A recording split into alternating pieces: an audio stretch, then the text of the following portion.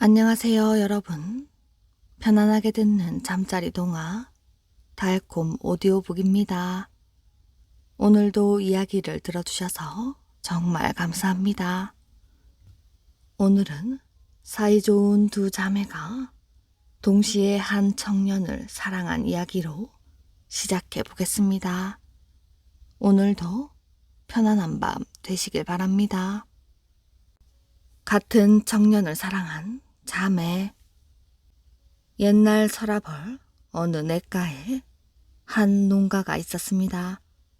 그렇게 넉넉한 집은 아니었지만 마음 착한 부부가 부지런히 일하여 궁색하지 않게 살림을 꾸려나갔지요. 이들에게는 딸만 둘이 있었는데 두 딸에게 사랑을 흠뻑 쏟아 정성스럽게 키웠지요.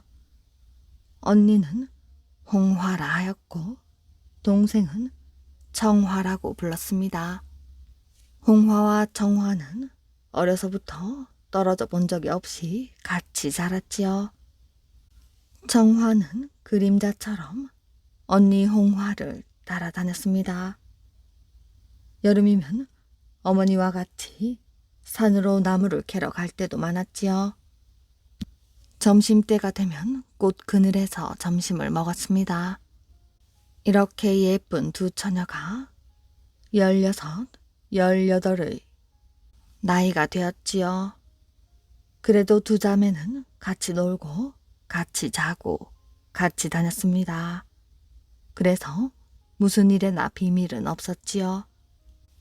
그런데 꼭 한 가지 일만은 서로 몰래 숨기고 있었으니 그것은 누구하고도 나누어 가질 수 없는 사모하는 사람 이야기였습니다. 홍화와 정화는 지난해 한가위 날 젊은 낭도들이 말 달리는 경기장으로 구경을 갔습니다. 많은 청년들이 말을 달리며 활도 쏘고 창도 던지고 밧줄로 만든 올가미를 던지기도 했는데 특히 한 청년이 눈에 띄었지요. 키는 큰 편이고 몸은 좀 가는 편이었으나 동작이 날래고 늠름할 뿐 아니라 이겼거나 졌거나 얼굴에는 늘 미소를 머금고 있었지요. 홍화도 정화도 그 청년이 마음에 들었습니다. 집에 돌아와서 같이 누워 자면서 둘은 꼭 같이 그 한 청년을 생각하고 있었습니다. 청년의 모습은 좀처럼 머리에서 사라지지 않았지요. 두 처녀의 마음속에 그 청년의 모습이 자리 잡자 그리워하는 마음이 싹트기 시작했습니다. 늘 그림자처럼 같이 다니던 홍화와 정화였지만 이제는 가끔 혼자 있고 싶을 때가 있었지요. 홍화와 정화가 혼자 앉아있을 때는 말없이 그 청년을 생각하고 있는 것이었습니다. 언니는 언니대로, 동생은 동생대로 그 청년의 집도 알아보고 집안 사정도 알아보고 자신의 심중에 있는 말은 청년에게 못한 채 고민만 하고 있었지요. 그러면서도 서로 그 고민을 말하지 않고 비밀로 하고 있었습니다. 그때는 삼국시대 끝 무렵이었으므로 국경에서는 싸움이 그칠 날이 없었지요. 신라 청년들은 갑옷끈을 늦출 날이 별로 없었던 때였습니다. 드디어 큰 전쟁이 일어났지요. 서라벌 청년들은 일제히 싸움터로 나가게 되었습니다. 보병은 걸어서 나가고 기병들은 말을 타고 나갔습니다. 젊은이들이 전투복 차림을 하고 싸움터로 나가는 길 옆에는 일가 친척들과 이별을 서러워하는 사람들로 가득 차 있었습니다. 처녀들은 꽃다발을 안고 행렬 중에서 사모하는 사람을 찾느라고 발돋움을 하고 있었지요. 이 중에는 홍화와 청화도 있었습니다. 홍화와 청화는 청년에게 사모한다는 말을 한 적도 없고 한 번 서로 만나 이야기한 적도 없었지요. 그러나 마지막이 될지도 모르는 이 마당에 무엇으로라도 정성을 표시하지 않고는 견딜 수가 없어 꽃다발을 안고 나왔던 것입니다. 언니도 그런 사람이 있었어? 너도 그런 사람이 있었니? 두 자매는 이렇게 물으며 서로 웃었으나 그것이 한 사람일 줄은 몰랐습니다. 그때 홍화와 청화가 기다리던 그 청년이 드디어 나타났습니다. 홍화와 청화는 무의식 중에 경쟁이라도 하듯 꽃다발을 던졌지요. 청년은 2개의 꽃다발을 한꺼번에 받아 말 안장에 얹고 손을 흔들어 담례하며 미소를 지었지요. 서라벌 처녀들은 그리워하는 사이가 아니더라도 용사들에게 용기를 북돋워 주기 위해 꽃다발을 바치는데 아마 청년은 그런 줄로만 알았을 것입니다. 그러나 두 자매의 심정은 복잡하였지요. 꽃다발을 주고 난 청화는 언니의 얼굴을 보았습니다. 언니는 실망한 빛으로 동생의 얼굴을 보지 못하고 서 있었고 동생도 언니의 얼굴을 바라볼 수 없어 고개를 숙이고 있다가 말없이 발길을 옮겼습니다. 홍화와 청화는 늘 같이 앉아있던 곳으로 왔습니다. 둘은 말없이 앉았지요. 얼마 동안 침묵이 계속되었습니다. 동생은 작은 돌멩이를 만지작거리며 깊은 생각에 빠졌고 언니도 무엇인가 골똘히 생각을 하고 있었습니다. 동생은 손에 쥐었던 돌멩이를 물에 던지고는 언니에게 다가가 앉으며 언니를 위로하였습니다. 언니, 나는 정말 몰랐어. 이제부터는 나는 그 사람을 잊어버리겠어. 그 사람을 잊어버리겠다는 동생의 말에 언니는 가슴이 아팠습니다. 잊어버린다는 게 어디 그렇게 쉬운 일이니? 한 살이라도 더 많은 내가 잊어야지. 서로 말로 위로할 수는 있어도 참되게 마음을 위로할 길은 없었습니다. 그로부터 그럭저럭 몇 달이 지나고 어느 날 그 청년이 전사했다는 슬픈 소식이 날아왔습니다. 홍화와 청화는 하늘이 캄캄해지는 것 같았지요. 가슴이 찢어지는 듯한 아픔을 달랠 수 없어 홍화와 청화는 서로 껴안고 울었습니다. 그렇게 한참 동안 울던 자매는 자신들도 모르게 꼭 껴안은 채 물속으로 뛰어들었지요. 얼마 후 아름다운 두 처녀의 영혼은 못가의 등나무로 태어났습니다. 그 등나무는 그루가 둘인데 줄기는 한 나무로 되어 있었지요. 5월이 되면 등나무에는 많은 꽃이 핍니다. 고장의 아가씨들은 꽃 그늘에 몰려와서 춤을 추며 홍화와 청화의 넋을 위로하기도 합니다. 언제부터 생겨난 말인지는 몰라도 이 등꽃을 따서 말려두었다가 아가씨들이 시집갈 때 베개 속에 넣어두면 평화로운 가정을 이룰 수 있으며 부부가 이별하는 일이 없다고 하였습니다. 해공 스님 이야기. 해공 스님의 어릴 때 이름은 우조였습니다. 우조는 종 노릇을 하는 가난하고 늙은 홀 어머니 밑에서 자라고 있었습니다. 우조가 7살이 되었을 때 주인인 천진공은 목 뒤에 큰 종기가 생겨 고생을 하고 있었지요.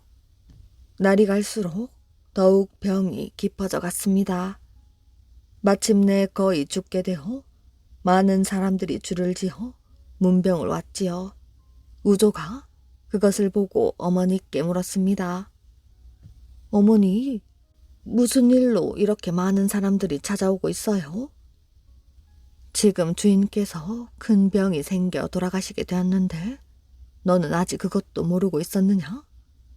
어떤 병인데요? 목 뒤에 큰 종기가 생겨서 낫지를 않는다는구나. 제가 고칠 수 있어요. 아무도 못 고치는 병을 네가 어떻게 고친단 말이야? 어머니는 우조의 말을 귀담아 들으려고 하지 않았습니다. 어머니, 제가 꼭 고칠 수 있어요. 우조가 뜻을 굽히지 않자 어머니도 마침내 천진공을 찾아가 말을 했습니다. 우조가 병을 고칠 수 있다고 하니 어찌하면 좋겠습니까?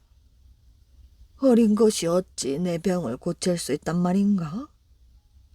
그러면서도 지푸라기라도 잡는 심정으로 우조를 불러오게 했습니다. 우조는 천진공의 머리맡에 와서 아무 말도 하지 않고 가만히 앉아있기만 했습니다. 그런데 조금 있으니 종기가 툭 터져버렸지요. 감쪽같이 병이 나아버린 것입니다. 천진공은 그것이 우조의 힘인 줄 몰랐습니다. 우연히 병이 낫게 된 것이라고 믿었지요. 세월이 흘러 어느덧 우조도 청년이 되었습니다. 그때 천진공은 매를 기르고 있었지요. 매는 천진공 말보다 우조의 말을 더 잘 들었습니다. 지금까지 한 번도 매를 길러본 적이 없는 우조가 매를 마음대로 부리는 것을 보고는 천진공도 우조를 보는 눈이 달라졌습니다. 천진공의 아우가 국경을 지키는 일을 맡아 떠나갈 때 그 매도 함께 데려갔지요. 어느 날 천진공은 아우를 따라간 매가 갑자기 그리워져서 우조를 보내 찾아오도록 하였지요. 그러자 우조는 그 먼 곳까지 가지도 않고 그 자리에서 매를 불렀습니다. 천진공은 깜짝 놀랐지요. 지난날 종기를 고친 것도 우조의 신비한 힘 때문이었다는 것을 그제야 깨닫게 되었습니다. 그 후 우조는 천진공 집을 나와 스님이 되었습니다. 해공이라 이름을 바꾸고 조그만 절에 머물고 있었지요. 그런데 해공은 다른 스님들과는 달랐습니다. 이따금 삼태기를 메고 거리로 나와 술에 취해 노래를 부르고 춤을 추면서 돌아다니곤 하는 것이었지요. 그리고 절 마당에 있는 깊은 우물 속으로 들어가서는 나오지 않기도 했습니다. 한 번 우물 속에 들어가면 2달 동안이나 나오지 않았지요. 그런데 우물 속에서 나올 때마다 푸른 옷을 입은 소년이 먼저 솟아오르는 것이었습니다. 그런데도 조금도 물에 젖지 않아 그동안 물 속에 들어가 있었던 것 같지가 않았지요. 하루는 화랑구참공이 산길을 지나가다가 해공이 죽어 있는 것을 보고 슬피 울면서 돌아왔습니다. 이미 죽은 지 오래되어 시체가 썩어 있는 것을 보았는데도 서라버려우니 해공이 춤을 추면서 돌아다니고 있는 것이었습니다. 구참공의 놀라움은 이루 말로 할 수 없었지요. 그래서 해공은 더욱 사람들의 입에 오르내리게 되었습니다. 어느 날 해공이 영묘사란 큰 절에 나타났지요. 영묘사는 선덕여왕이 자주 들르는 절이었습니다. 해공은 그곳에서 풀을 뜯어 새끼를 꼬았습니다. 그리고 그 새끼줄로 법당 밖을 쭉 둘러친 후 그 절의 주지 스님에게 말을 했지요. 이 새끼줄을 사흘 후에 불도록 하시오. 해공의 이름을 잘 알고 있던 스님은 해공이 시키는 대로 했습니다. 사흘째 되는 날 선덕여왕이 갑자기 그 절에 불공을 드리러 왔습니다. 선덕여왕이 법당에 들어선 순간 벼랑간 큰 불이 일어났지요. 선덕여왕을 해치려고 기회만 노리고 있던 귀신 지귀가 지른 불이었습니다. 하지만 해공이 새끼줄을 쳐놓은 법당에만은 불이 붙지 않았습니다. 그래서 그곳에 있던 선덕여왕은 무사히 사나운 불길을 피할 수 있었지요. 해공은 죽을 때에도 하늘로 날아 올라갔다고 합니다. 주몽왕의 왕자들. 졸본 성문 앞에 한 젊은이가 서 있었습니다. 성문을 지키던 군사가 창을 내밀며 젊은이를 막아섰지요. 너는 누구냐? 나는 이 나라 왕의 아들인 유리라는 사람이오. 아버지를 만나고 싶어 왔으니 나를 보내주시오. 성문을 지키고 있던 군사는 기가 막혔지만 유리가 전혀 굽힘없이 당당하게 말하는 것이 이상해 주몽에게 이 사실을 알렸습니다. 어서 그 젊은이를 데리고 오너라. 주몽왕 앞으로 온 유리는 먼저 큰 절을 한 뒤에 안 주머니에서 녹슬고 반토막이 난 은장도를 꺼내었지요. 어머니께서 아버지께 이것을 보여드리라 하셨습니다. 주몽왕은 자신이 가지고 있던 은장도를 반토막 꺼내 유리가 가져온 것과 맞춰보았지요. 조금도 틀리지 않고 정확히 맞았습니다. 오, 맞구나. 내 아들이 맞아. 늠름하게 잘 컸구나. 그래, 너 혼자 왔느냐? 아닙니다. 어머님과 함께 왔습니다. 그래?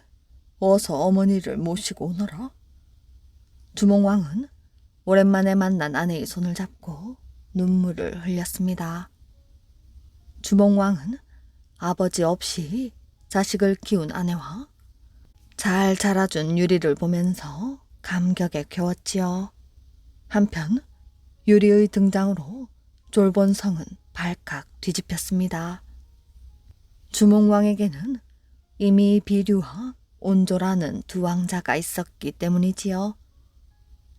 주몽왕은 큰 잔치를 열었습니다. 하지만 비류 왕자와 온조 왕자의 표정은 굳어 있었지요. 나이로 따지면 유리가 첫 번째 왕자이므로 비류와 온조는 왕의 자리를 물려받기 어려워졌습니다. 주몽왕은 비류와 온조의 마음은 아랑곳 없이 유리를 칭찬하기 시작했습니다. 주몽왕이 동부여를 떠나올 때 아내에게 이런 말을 했습니다.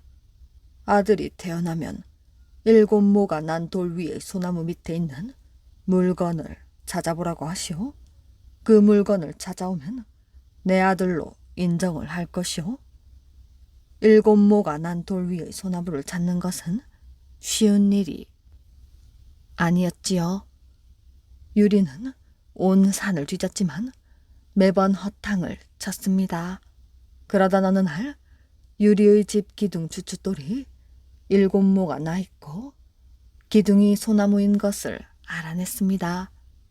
밑을 파보니 주몽이 숨겨놓은 은장도가 있었지요. 주몽왕은 유리가 지혜도 뛰어날 뿐 아니라 자신을 닮아 화를 잘 쏜다고 칭찬을 하였습니다. 결국 주몽왕은 유리를 태자로 삼았습니다. 이제 우리가 여기 있을 필요가 없겠구나. 하루아침에 태자 자리를 뺏겨버린 비류가 쓸쓸한 목소리로 말했지요. 형님 말이 맞아요. 아버님도 우리가 유리왕자와 싸우기라도 할까봐 걱정이신 것 같은데 우리 남쪽으로 내려가요. 온조의 말처럼 주몽왕은 자신이 죽은 뒤 왕위를 두고 왕자끼리 싸움이라도 날까봐 불안해했습니다. 그러던 중 비류와 온조가 남쪽으로 내려가 새로운 나라를 세우겠다고 하자 선뜻 허락을 해주었지요. 비류와 온조 일행은 남쪽으로 내려갔습니다. 가는 길에 지방의 작은 나라의 군사들에게 공격을 받기도 했지만 마침내 마음에 드는 땅에 무사히 도착할 수 있게 되었습니다. 여기가 어디지요? 온조는 그곳에 사는 사람들에게 물었습니다. 아리수기슭의 땅입니다. 비류와 온조는 산 정상에 올라 사방을 내려다보았습니다. 두 사람이 올라간 곳은 지금의 삼각산으로 뒤로는 첩첩으로 산이 있고 남쪽에는 동서로 아리수가 흘렀으며 그 사이로 병야가 펼쳐져 있었지요. 온조는 이곳이 나라를 세우기에 알맞은 장소라고 생각을 했습니다. 형님, 저는 여기에 새로운 나라를 세우고 싶어요. 하지만 비류는 고개를 저었습니다. 나는 저곳이 마음에 든다. 비류가 가리킨 곳은 서해 바닷가 쪽이었습니다. 여기서 보더라도 벌판이 넓으니 농사 짓기도 좋고 바다가 있으니 고기도 마음껏 잡을 수 있을 게 아니냐? 또 소금을 만들 수 있으니 얼마나 좋으냐? 온조는 바닷가 주변은 땅에 물기가 많아 나라를 세우기 힘들다며 비류를 말렸지요. 비류는 고집을 꺾지 않고 서쪽 바닷가로 가기로 했습니다. 비류와 온조는 서로 마음에 드는 땅에 각자의 나라를 세우기로 했지요. 비류 일행이 도착한 곳은 미추홀이라는 땅으로 지금의 인천 지방입니다. 온조는 하남 위례에 위례성을 쌓고 나라를 세운 뒤 나라 이름을 십제라고 지었지요. 나라를 세우는데 신하 10명의 도움을 받았다고 해서 십제라고 한 것입니다. 기름진 평야가 있는 온조의 땅에서는 곡식이 무럭무럭 자라 백성들이 넉넉한 생활을 이어갔습니다. 온조가 정치를 잘하자 주변 사람들은 너도 나도 온조의 백성이 되겠다고 몰려왔지요. 온조가 세운 십제는 점점 세력을 넓혀갔습니다. 온조는 고구려의 왕자답게 큰 야망을 품고 있었지요. 하지만 전쟁을 할 만큼 힘이 강하지 못한 것을 알고 온조보다 먼저 자리 잡고 있던 마한, 진한, 변한 등과 평화 조약을 맺어 사이좋게 지내는 외교 전략을 펼쳤지요. 한편 바닷가에 자리 잡은 비류는 크게 후회하고 있었습니다. 비류가 자리를 잡은 땅은 생각과 달리 나라를 세우기에 적당한 장소가 아니었지요. 백성들은 온조가 있는 위례성으로 가고 싶어 했습니다. 걱정으로 세월을 보내던 비류는 큰 병까지 얻고 말았지요. 비류는 어쩔 수 없이 자신을 따라왔던 백성들과 함께 온조가 있는 위례성으로 갔습니다. 온조는 비류와 함께 온 백성들까지 따뜻하게 맞이했습니다. 온조는 몸이 약해진 비류를 정성스럽게 돌보았지만 얼마 못 가 죽고 말았지요. 온조는 비류의 목까지 나라를 잘 다스리겠다고 다짐을 하고 나라를 세우는데 가장 기초가 되는 법을 만들었습니다. 나라 이름도 백제로 고쳤지요. 정식으로 나라를 세우고 왕이 된 온조왕은 열심히 힘을 키워나갔습니다. 하지만 한강 유역을 차지하고 있는 백제를 탐내는 세력들이 많이 있었지요. 온조왕은 말갈이 쳐들어올 것에 대비해 힘을 키웠습니다. 온조왕은 직접 전투에 나서 말갈의 군사를 물리쳤습니다. 온조왕은 주변 나라들과 전쟁에 이기면서 영토를 넓혀갔고 마침내 마한을 쳐들어가 항복을 받아냈지요. 작은 힘으로 시작한 온조왕은 700여 년 동안 이어갈 나라의 기초를 완성한 것입니다. 훈장과 과부. 옛날 어느 마을에 글방이 있었는데 글방 훈장이 호랍이었습니다. 그리고 이 마을에는 젊은 과부 한 사람이 있었지요. 딸린 자식도 없이 청춘의 지아비를 잃고 혼자 사는 안악이었습니다. 훈장은 사는 꼴이 말이 아닌데 과부 살림은 제법 규모가 있었지요. 그런데 글방에 다니는 학동 중에 제법 늘품 있고 오지랖 넓은 아이가 하나 있었지요. 이 아이가 훈장 사는 것을 보니 너무 딱하여 한 동네 사는 과부와 짝을 지어주려고 일을 꾸몄지요. 하루는 훈장에게 넌지시 운을 떼어보았습니다. 훈장님, 음양이 조화를 이루는 것은 만물의 이치 아니옵니까? 훈장님께서 혼자 사시는 것은 그런 이치에도 어긋나는 줄로 아옵니다. 이놈이 별소리를 다 하는군. 훈장님께서도 상처를 하셨고 건너 과수댁도 상부를 하였으니 두 분이 재혼을 한다 해도 그리 허물이 되지는 않을 듯 하옵니다. 보자 하니 이놈이 못하는 소리가 없구나. 행여 딴 데 가서 그런 말 말아라. 훈장이 속마음으로야 은근히 바라는 바이지만 겉으로 내색은 할 수 없었지요. 그때 아이가 훈장에게 귓속말로 속닥거리니 훈장은 허허 그놈 하면서도 싫지 않은 눈치였습니다. 그러니 훈장님께서는 그냥 들어가서 가만히 앉아 계시기만 하십시오. 그렇게만 하시면 일은 다 된 것이나 다름없습니다. 그러다가 비웃음거리가 될까봐 두렵구나. 글쎄 걱정하지 마시라니까요. 동네 사람들도 다 바라는 바입니다. 그러고 나서 다음 날 아침 아이가 과부댁에 찾아갔습니다. 아주머니 계십니까? 왜 그러니?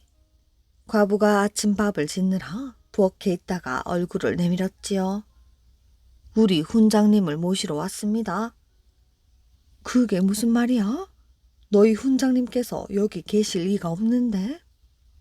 에이, 아주머니도 온 동네 사람들이 다 알고 있는데 왜 그러십니까? 우리 훈장님이 이 댁에서 주무신다는 건 삼척동자도 다 아는 일 아닙니까? 이쯤 되니 과부 얼굴이 새빨개졌습니다. 그때 이웃 사람이 소를 빌리러 왔지요. 논을 갈게 소를 하루만 빌려달라고 하니 사랑방 문이 덜컥 열리더니 언제 왔는지 훈장이 방에 과부자를 들고 앉아서 우리도 오늘 논을 갈아야 하니 안 됐지만 소는 딴 데 가서 빌리시오. 하지 뭐해요. 일이 이렇게 되면 온 동네에 소문이 나는 건 금방이었지요. 과부도 사리에 밝은 사람인지라 모든 눈치를 다 알아차리고 모처럼 부탁인데 못 들어드려서 어쩌지요? 우리도 오늘은 논을 갈아야 한답니다. 했지요.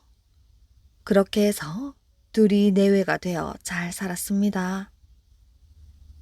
호랑이, 아내, 신도징이 한 주 관리로 임명되어 임지로 가는 길에 갑자기 심한 눈보라가 일더니 한파까지 밀어닥쳐 더는 앞으로 나갈 수 없게 되었습니다. 잠시 쉴 곳을 찾는데 마침 길 옆에 조가집 한 채가 보였지요.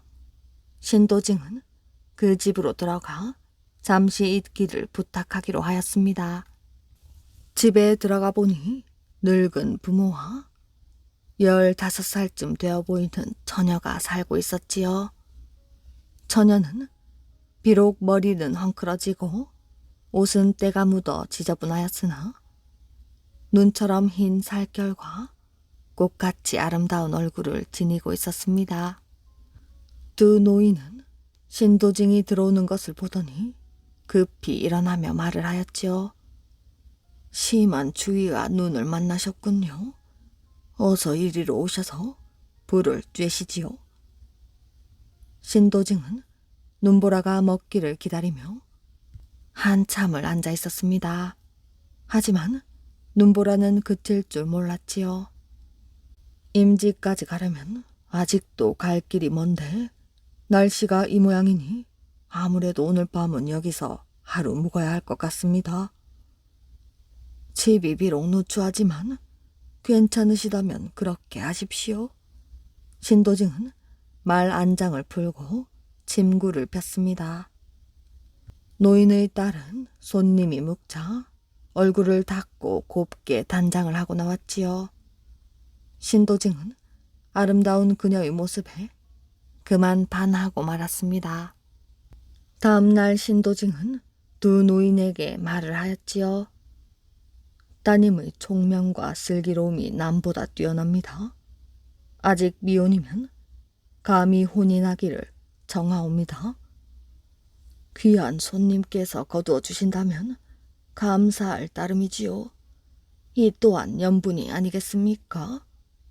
신도증은 마침내 사위의 예를 행하고 다가온 말에 그녀를 태워 길을 나섰습니다.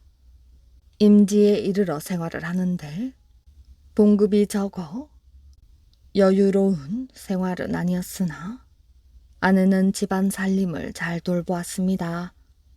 아이도 일남 일녀를 두었는데 모두 총명하고 슬기로웠지요.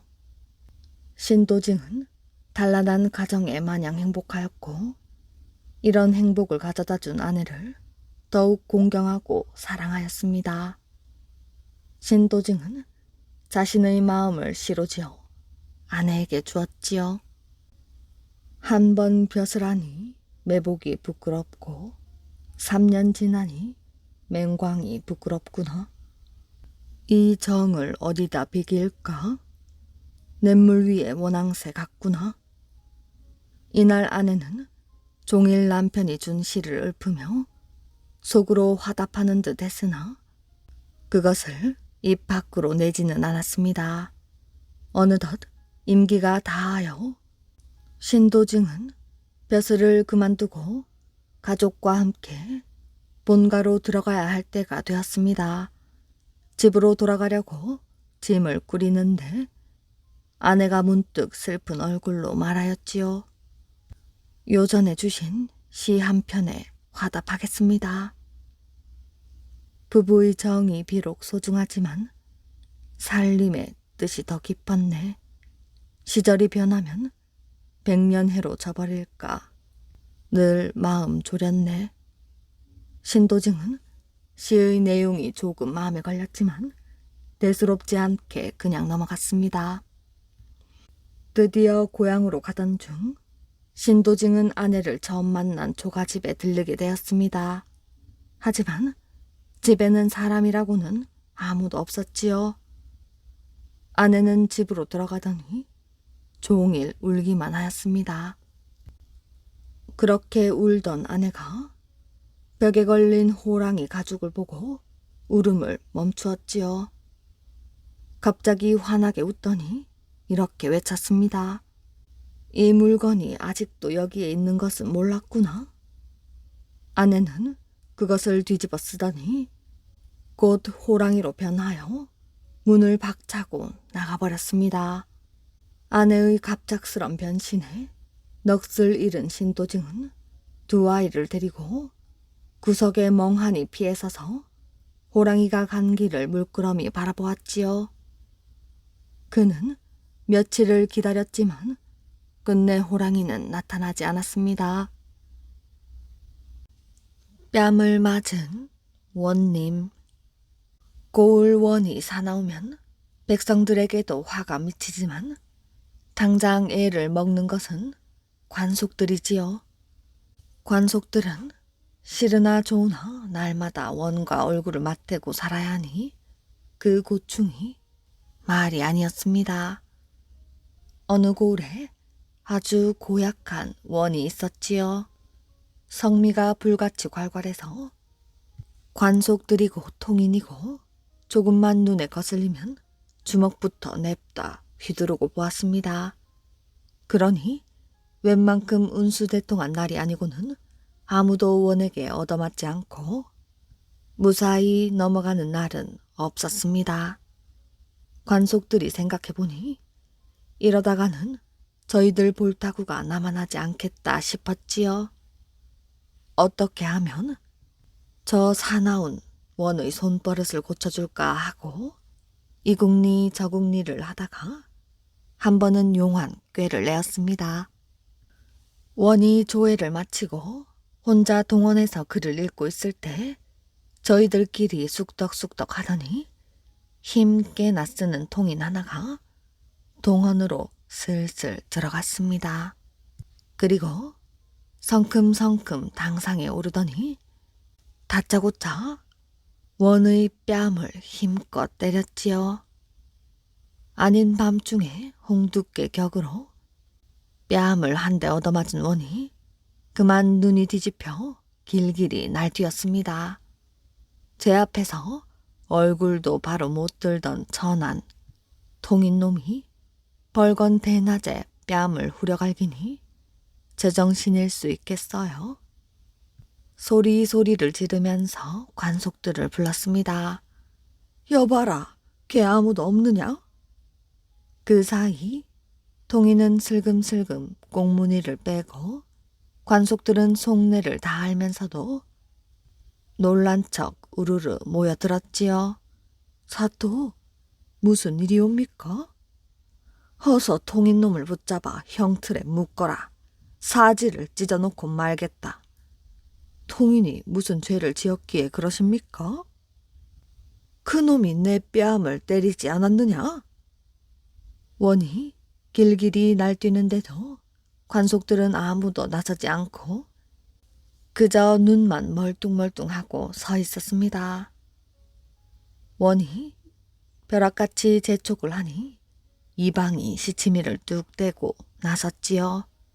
사또, 고정하십시오. 아무리 미쳤기로 그놈이 죽기를 작정하지 않은 다음에야 그런 일을 저지르겠습니까? 필시 헛것을 보신 게지요. 원이 그 말을 듣고 더 노발대발하는 사이 다른 통인이 쪼르르 원의 아들에게 달려가서 능청스럽게 고해 바쳤습니다. 아이고 도련님, 큰일 났습니다요. 사또께서 발작을 하셨습니다요. 원의 아들이 버선발로 달려와 보니 제 아버지가 눈이 뒤집혀 입에 거품을 물고 고래고래 악을 쓰고 있었지요. 아버님, 제발 고정하십시오. 뭐라고? 고정하라고? 통인놈이 내 뺨을 때렸는데도 고정을 해? 이제 보니 내 놈도 한통속 이로구나. 원이 분에 못 이겨 아들의 엉덩이를 걷어차니 그 서슬에 아들이 넘어지면서 책상이 다 부서졌습니다. 아들이 엉금엉금 기면서 빨리 의원을 부르라고 재촉을 했지요. 그래서 원은 졸지에 미친 사람 취급을 받게 되었습니다. 원은 더 화가 나서 날뛰었지만 아무도 원의 말을 믿어주는 사람이 없으니 하는 수 없었지요. 그때 마침 감사가 그 고을을 지나다가 이 고을 원이 병이 들어 정신이 이상해졌다는 소문을 듣고 찾아왔지요. 원은 마침 하소연할 때가 생겼다고 생각하고 마구 푸념을 늘어놓았습니다. 아이고 대감, 이런 원통한 일이 어딨습니까? 글쎄 벌건 대낮에 통인놈한테 뺨을 얻어맞지 않았겠습니까? 감사가 듣고 보니 얼토당토하는 헛소리를 늘어놓는 것이 소문대로 병이 들어도 단단히 들어 보였지요. 몇 마디 더 나누어 보고는 도저히 안 되겠다 싶었던지 그날로 파직을 시켰습니다. 그래서 원은 벼슬을 잃고 서울로 올라갔는데 그 뒤로도 어쩌다 뺨 맞은 이야기만 꺼내면 모두들 병이 도졌다고 의원을 부른다, 약을 다린다, 난리 법석을 피우니 입을 다물고 속앓이만 하며 평생을 살았다고 합니다. 보광사의 천수대사.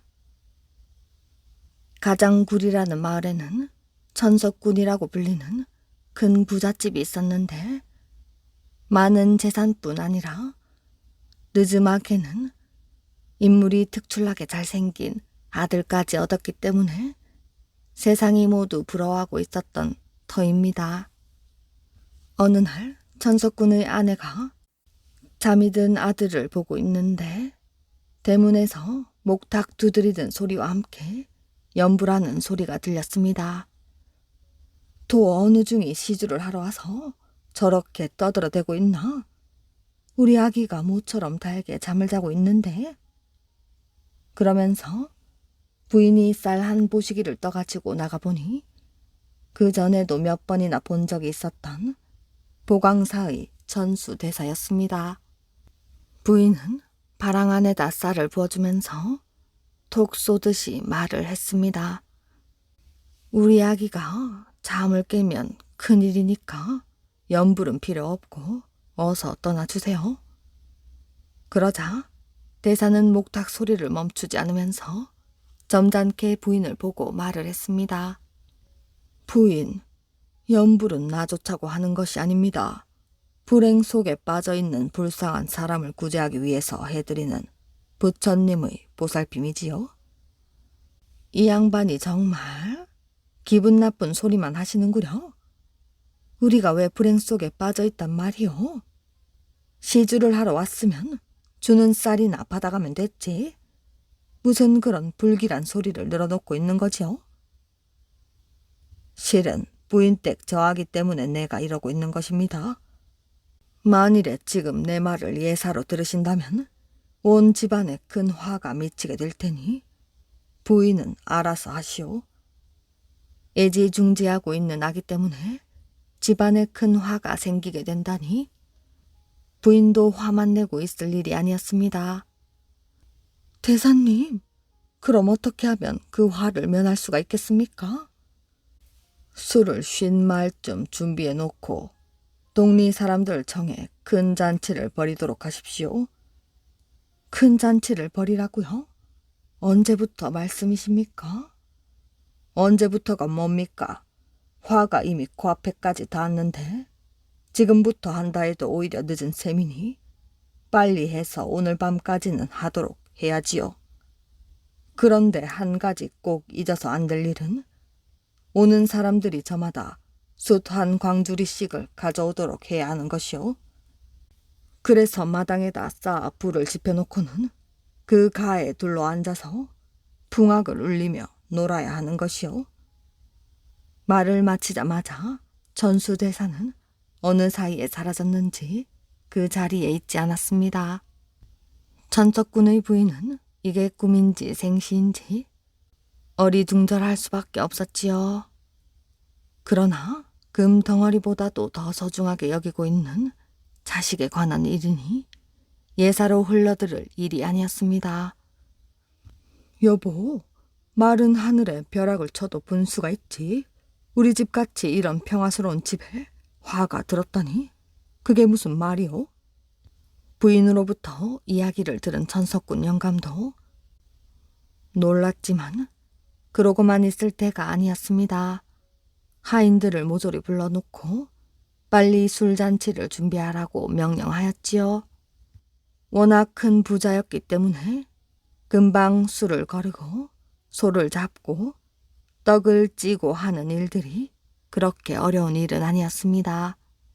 날이 어두워지자 소문을 들은 동리 사람들이 숯 한 광주리씩을 들고서 모여들기 시작했지요.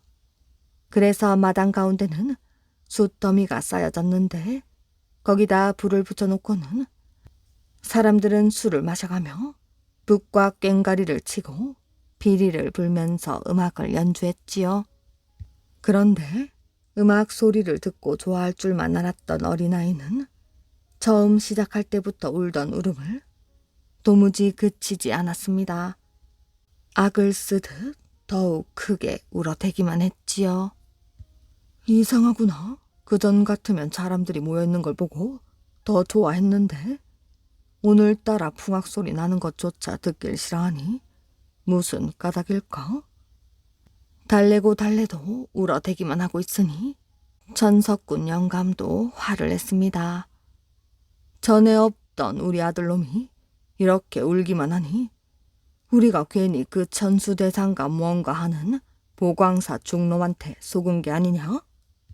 막 그 소리를 하고 있는데 천수대사가 조그만 관 하나를 겨드랑이에 끼고서 대문 안으로 천천히 들어왔습니다. 아들을 안고 있던 부인은 그 아들을 영감님에게 맡겨놓고는 급히 천수대사가 있는 곳으로 달려갔지요.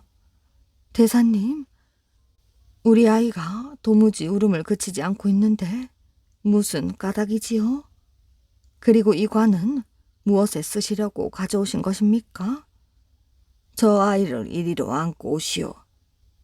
안고 있던 관을 땅에 내려놓은 뒤 뚜껑을 열어 젖히더니 부인을 보고 재촉을 하였지요. 빨리 저 아이를 안고 오라 하지 않았소? 일각이라도 늦으면 늦는 만큼 당신네 집에 화가 클 테니 어서 데리고 오란 말이오. 굵은 목소리로 꾸짖듯한 천수대사는 영감의 팔에 안겨있는 아이를 뺏기가 무섭게 관에다 넣어 뚜껑을 닫고는 그 관을 활활 타고 있는 숯불 속에다 던져 넣었습니다. 동작이 너무나 빨라서 사람들이 놀라고 어쩌고 할 사이도 없을 지경이었지요. 천석군 내외도 아들의 관이 불이 붙고 있는 것을 보고서야 비로소 발을 동동 구르며 가슴을 치며 소리를 쳤습니다. 아니, 우리 아들을 불 속에다 집어넣다니. 저런 미친놈의 중놈을 잡아먹거라. 이 사람들아, 왜 저 중놈을 잡아먹지 않고 가만히 보고만 있는 것이냐? 그래도 사람들은 너무도 어처구니 없는 일이라 멍하니 정신을 놓은 채 구경만 하고 있었지요. 그때 툭 하는 소리가 나는가 싶더니 불에 타고 있던 관뚜껑이 저절로 벗겨지면서 안에서 아이만한 구렁이 한 마리가 타고 있는 것이 보였습니다. 아니, 저게 뭐람? 아이가 아니고 구렁이잖아. 아이가 아닌 구렁이인 것을 알자 그렇게 펄펄 뛰고만 있던 천석군 내외도 입을 크게 벌리고 벌벌 떨기만 하고 있었습니다. 그러고 있는 동안 천수대사가 작대기로 그 구렁이가 담겨있는 관을 끌어내리자 그제서야 천석군의 부인이 천수대사에게 말을 했지요. 대사님, 우리 아들은 어디 가고 저런 흉한 짐승이 들어있단 말입니까? 당신네 아들이 어디 있단 말이오? 지금까지 아들이라고 알고 있던 아이가 바로 저 못된 짐승이었단 말이오? 세상에 별 희한한 일도 다 있군요. 저놈을 늦게라도 불에 태워 죽였기에 다행이지 만일 더 장성하도록 내버려 두었다면 어찌 될 뻔했겠소? 천석군 영감도 그제서야 울상이 되어 천수대사를 붙들고 용서를 빌었습니다.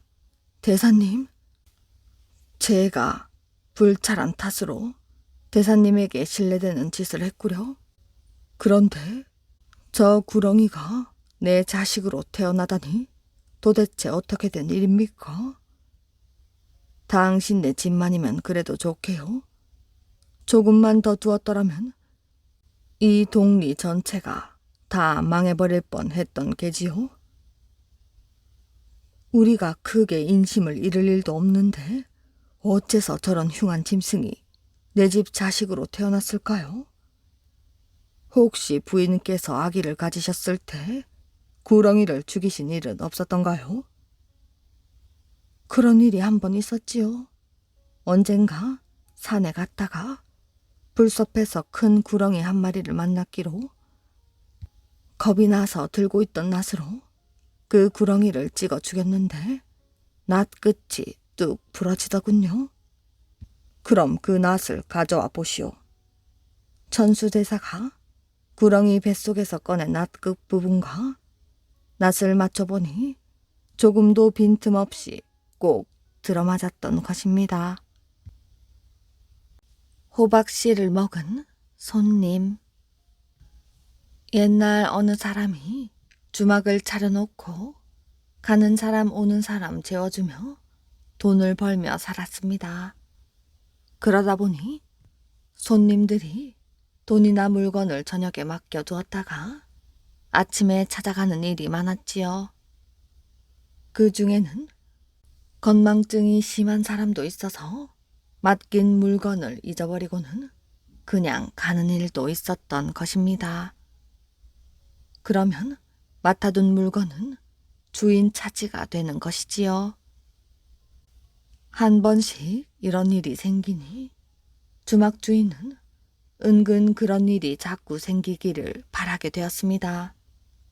처음에는 남의 물건을 까닭 없이 제 차지로 하는 게 조금 캥기기도 하고 도로 찾으러 오면 어쩌나 하는 마음도 들었는데 날이 갈수록 아무렇지 않게 되었지요.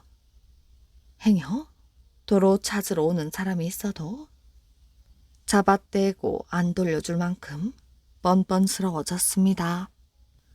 하루는 웬 손님이 나귀를 타고 주막에 들었는데 손님이 묵직한 돈괴를 턱 내놓으면서 돈을 좀 맡아뒀다 내일 떠날 때 돌려주시오 했습니다.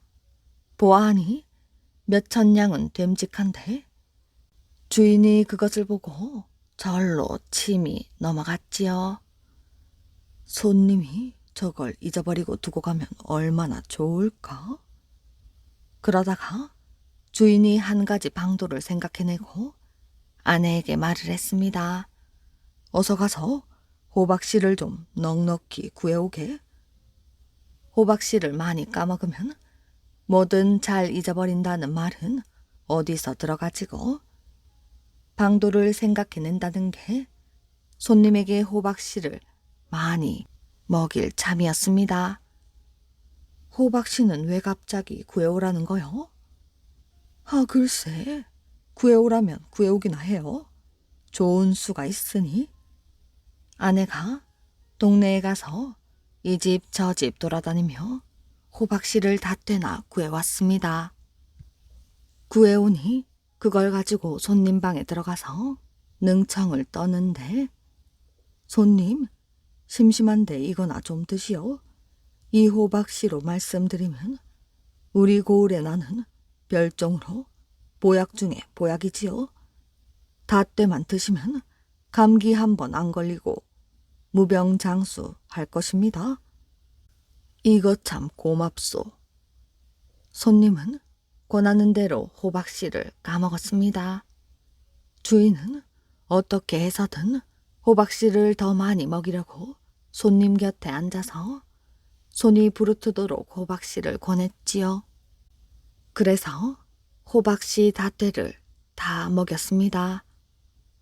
이제 호박씨를 그리 많이 먹여놨으니 돈괴를 맡긴 것은 까맣게 잊어버렸겠지 생각을 하고 날이 밝아 손님이 떠나기만을 기다렸습니다. 그런데 다음 날 아침 손님이 일어나자마자 주인을 부르더니 가야겠으니 돈괴를 돌려주시오 했지요. 그걸 잊어버리라고 밤새 호박씨를 까먹였는데 헛수고가 되고 말았습니다. 온몸에 기운이 쭉 빠지는 것 같았지요. 할 수 없이 돈괴를 주어 보내고 나서 마루에 턱 걸터 앉아 있으려니 아내가 말을 했습니다. 여보, 그 손님 방값은 내고 갔어요? 가만히 생각해보니 손님이 방값을 안 내고 갔습니다. 밥값, 술값까지 다 잊어버리고 그냥 간 것이지요. 호박씨를 닷대나 까먹인 효염이 있긴 있구나. 말짱 잊어버리고 갔네.